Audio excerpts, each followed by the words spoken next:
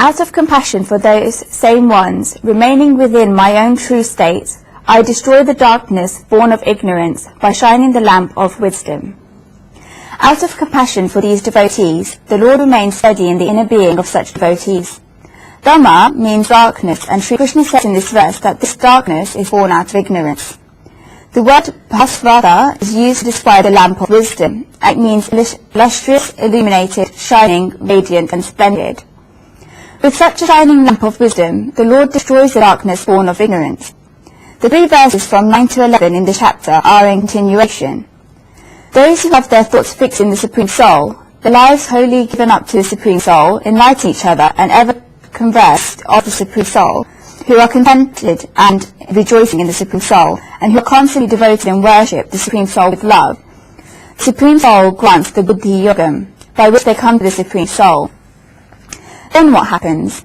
Out of compassion for the same ones, the Supreme Soul remains within the inner being of these creatures, and destroys the darkness born of ignorance by shining the lamp of wisdom. We saw earlier that such devotees described did not ask for anything. They had no need for anything.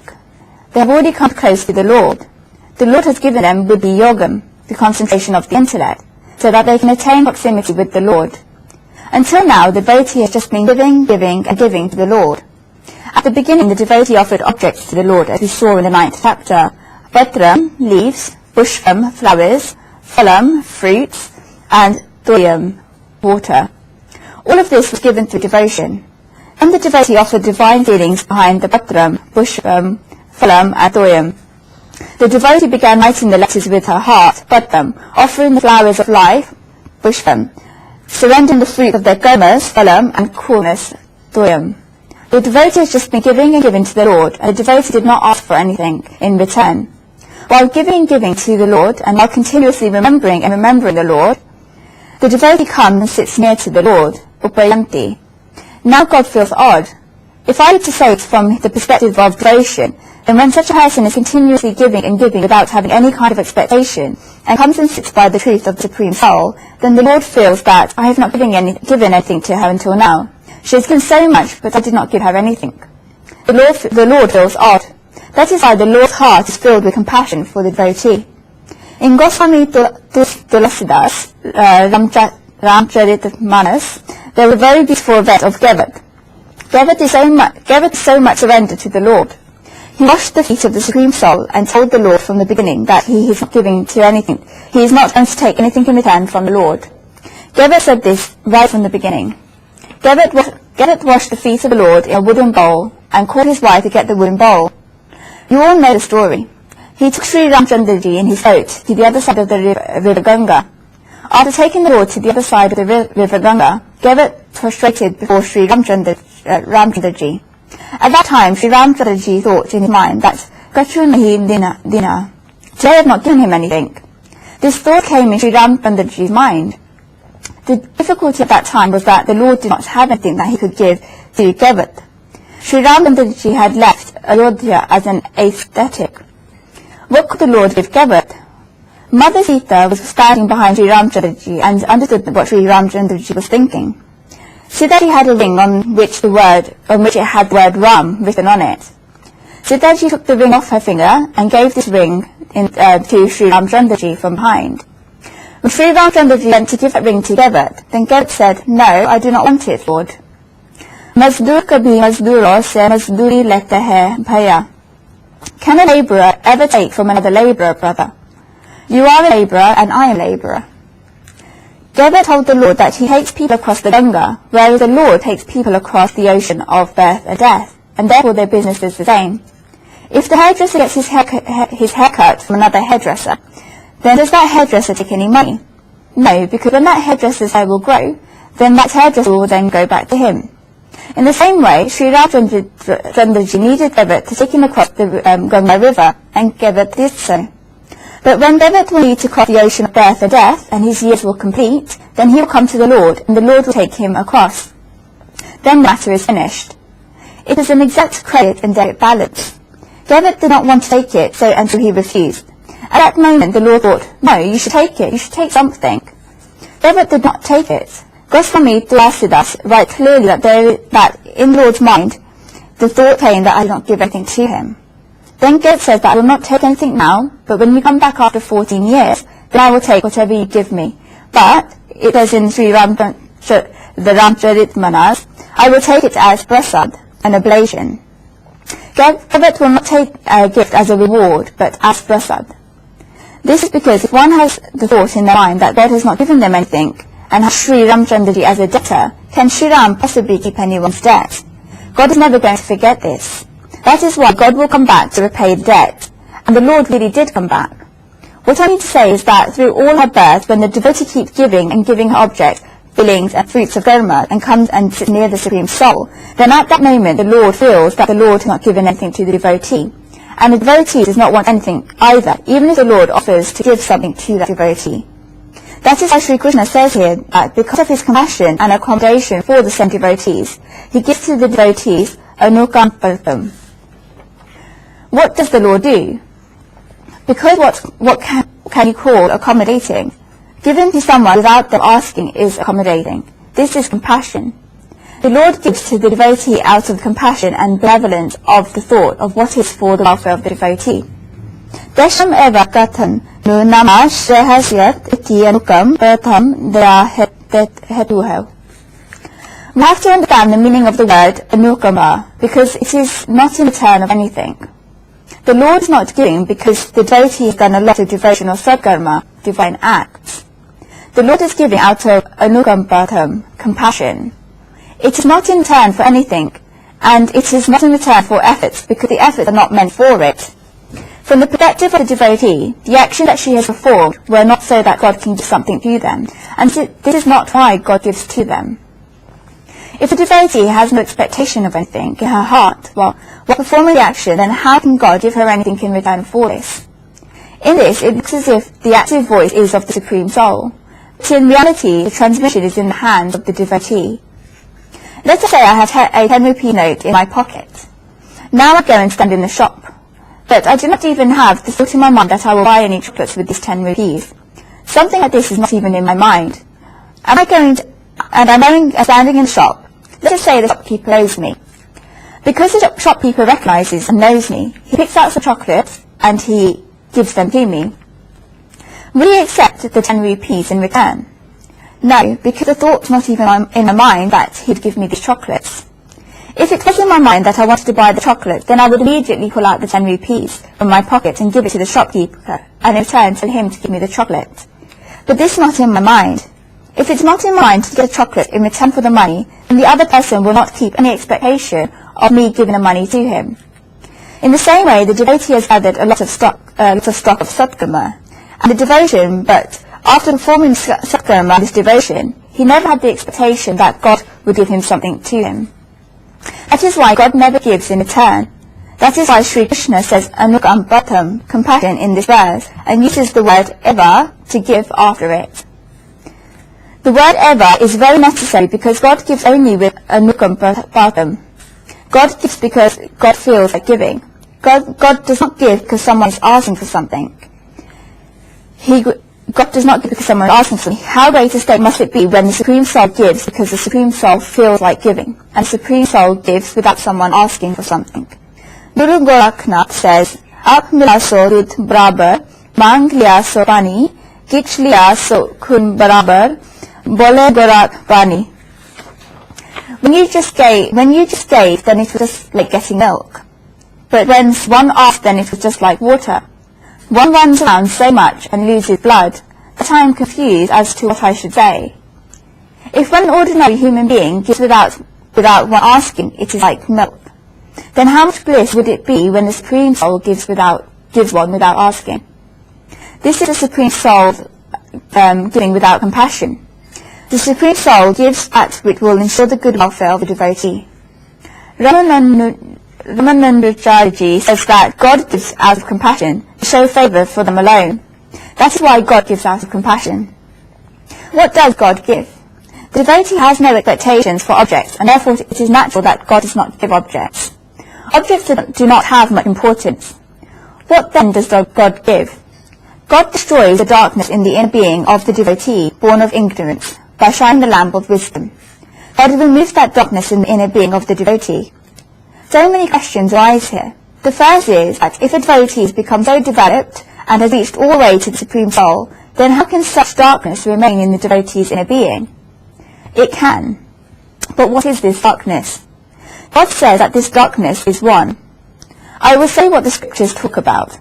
This darkness is within limits of one's vision. This darkness is born of shrinking. This is because the devotee has not yet understood the supreme truth in its capacious meaning. Let us say that the devotee has been performing penances for one idol and has a relationship with that one idol. This is a form of shrinking.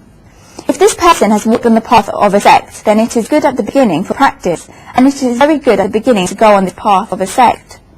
But as he advances further and further, then the wall of sectarianism should break.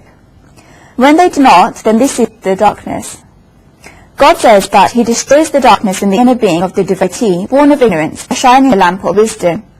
Then the devotee begin to feel that Akhil Brahman Ma Ek Tu Shri Hari Tujve Rupa Anant Bhase. There is nothing but Brahman anywhere, and everything is form of Brahman. This is what the devotee sees. In the Chandogya Upanishad, it is said, Omkar evadam sarvam gayatriva idam sarvam sarva kalvidam Brahma. The devotee says that the Brahman is everywhere, and that everything that is there is Brahman. Sri Adi Shankaracharya has described this Gnanadip, lamp of wisdom, very beautifully. He says that this darkness is the darkness of delusion, that is born of ignorance, and this delusion consists of wrong cognitions. Aham agnanam cham avivekataha chatam mitya patya lakshanam bhandakaram tamaha nashrayami. What is this lamp of wisdom like? God describes it here. Sri Adi Shankaracharya says that, first of all, when the compassion of the Supreme Soul happens and shines like a lamp, then the most important part of the lamp is the flame. What is the flame like? It is the flame of knowledge. Gnana nipena viveka pratya nipena. Therefore, the darkness that was born of ignorance and the delusion that consists of wrong cognitions was replaced by the flame of knowledge and discrimination. One begins to understand that what is right or wrong, what is action and inaction, what is meaningful and useless. One begins to understand all of this. This is the knowledge and discrimination. It is the right choice. This is what flame of the lamp is. The lamp which the Lord lights has a flame, and this flame is the right discrimination. What keeps a flame running? It is ghee. Therefore, what is ghee for the flame of the lamp that the Lord lights? Srimad Adi Shankaracharya writes that this ghee is devotion and rejoicing. Bhakti prasada sneha abhishiktena. Because of this, the flame remains lit. This is the ghee of devotion and rejoicing. You also need both wick and wind, otherwise the lamp will not remain lit. If you put a glass on the flame and cover it, the flame will only last depending on the amount of oxygen left inside it. This is a well-known experiment. You need the wind to keep the flame lit. What is the wind? Srimad Adi Shankaracharya says that it is enlivened by the breeze of intense love of contemplation on me, God. Madhavana bhi nivesha vateritena. The divine love without desire that arises after one keeps continuously thinking about the Supreme Soul is the wind with which the lamp is enlivened. It is the breeze of intense love. What is the wick? Srimad Adi Shankaracharya says that the wick is the intellect strengthened by the impressing of strivings to cultivate celibacy. So that the lamp doesn't blow off, you need to put a bulb over it to protect it. What is this? Srimad Adi Shankaracharya writes that this is the thought that is purified after attraction and repulsion that pull the mind away by objects have gone away. Vishaya Varutya Chittaraga Dvesha Kalushita Nivata Pravarak Kastena. A flame may be there, but it also should have brightness.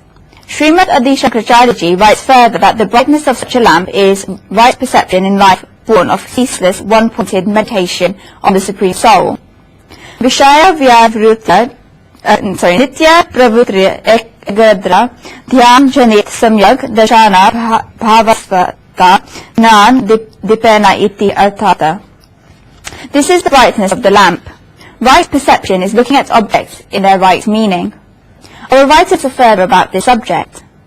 Are we looking at objects in the right meanings? Psychologists say that we are not.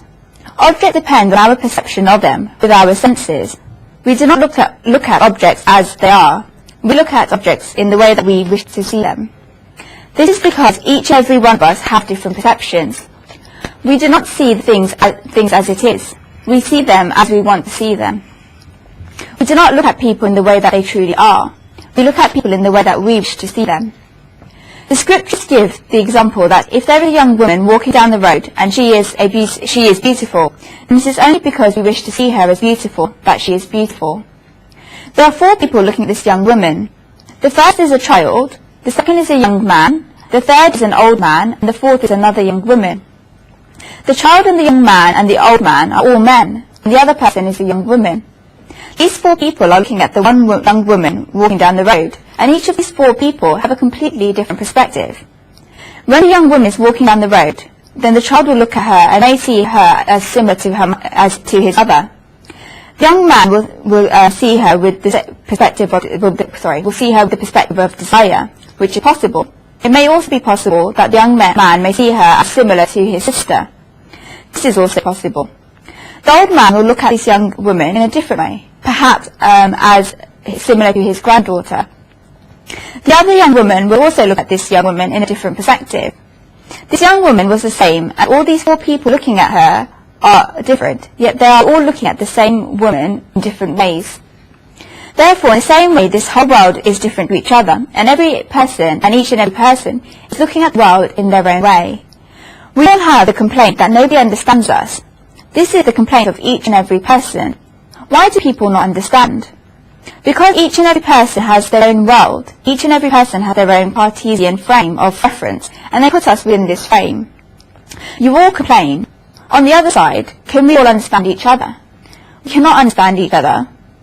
The poet said it very nicely that Hutane Maririte to Samjo Hatto Par Hutane Maririte Samti Shakuro. I understand you in my own way, but what if I understand you in your way? We all understand others in our own way, for example, in my opinion. What I feel is this, etc. But what right have we got to measure others? And then we regard that opinion as final. The whole world is running like this. We're looking at the world in our own ways, and the world is looking at us in its own way. That is why when a difference arises between our perspective and the world's perspective, then conflicts arise that are the reason for sorrow. The perception differs. There's no remedy for this, because each and every person has a different intellect, different levels of advancement, and different perspectives. This is one riddle and problem out of riddles and problems in metaphysics where there is no solution. There is just no solution. Each and every person looks at others according to their own perspective. I once heard a song somewhere, and it is very famous in America, that goes, "It's my world." At the time when I heard it in America, each and every person seemed to be playing the song out loud that goes, "It's my world." It is a song by a very famous group, and I do not know who they are, because this is not my line. When I was travelling in America, I heard this song over and over again, "It is my world." Each and every person is thinking just this, "It is my world." This is where the difficulty lies. What is God saying here? This is exactly what I mean when I'm trying to explain this shining lamp of wisdom. Even in the sentence it comes, I am trying to. This is the meaning. One should look at the world in the way it really is. One should not only look at it, but accept it. The Supreme Soul destroys the darkness born of ignorance by shining the lamp of wisdom. I once heard about a very beautiful example. People look at Brahman from a very limited perspective. In Germany there was a barbaric king, not Hitler, because Hitler was chancellor, and then a dictator, and not a king. Around 150 to 200 years ago. This man was so barbaric, and he had an odd but barbaric interest. He would send 2 of his soldiers to go to the jungle and bring back a person. They would bring back whoever they bumped into. They would make up the excuse that this person had committed some kind of crime, and therefore capture the person. This king had kept a couch in the basement of his palace. The person who got captured would be made to sleep on this couch. The king's interest was such that if the person's feet fell outside the couch, then the king would cut off this person's foot. This is how barbaric the king was. It was just his interest that every person should be the same size as this couch. If the person was too tall, then he would chop off their legs. But sometimes it happened that the person who they captured was short. For such instances, he had kept 4 hatchmen stood in 4 corners to each side. 2 hatchmen would pull his legs, and the other 2 would then pull the 2 arms, and they would pull him to the sides of the couch. This was the king's hobby. This was his mad, odd hobby. He was very barbaric. When we hear about this king, we get a lot of contempt for him, for what he must have been like. But if we think about it in the field of spirituality, then the majority of us did just this with Brahman. This is because our intellects are limited, and we make Brahman sleep on the couch in the form of our limited intellect. We say that we only believe in certain things, and that our gods only do certain things. We say that our gods are only from Gokul, our gods are from Vraj, or our gods are only from Mathura, etc. We say that our gods are only from certain places, and therefore we are cutting parts off. We do not believe in any other names of God. And other people that we see are doing so much stretching. Even this is wrong. Sri Krishna is saying here that when he gives the devotee the shining lamp of wisdom that destroys the darkness born of ignorance, then what he is doing is that he's given the right perception to the devotee. One should recognize Brahman as Brahman is. One should recognize Brahman in the true meaning of Brahman. This cutting and stretching will not work with Brahman. Sri Krishna said this, and Arjuna now begins to speak after a long time in the Gita. What Arjuna says is very nice. If you look at it in one way, then Arjuna says words that are hymn of praise for Sri Krishna, and Arjuna is manifesting the feelings of his heart. Let us look at the 12th and 13th verses together.